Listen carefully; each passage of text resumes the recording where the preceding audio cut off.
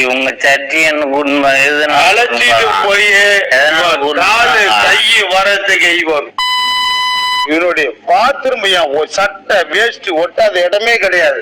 எதனாலமா எதனால ஊர்மா நீ அப்போ உங்க தேவை போச்சு. நீ அதனால ஏதோ எனக்கு தெரியாது நினைச்சின்னு. ஆனா உண்மையில எந்த தொடர்பும் கிடையாது தம்பி, எந்த டச்சுமே கிடையாது.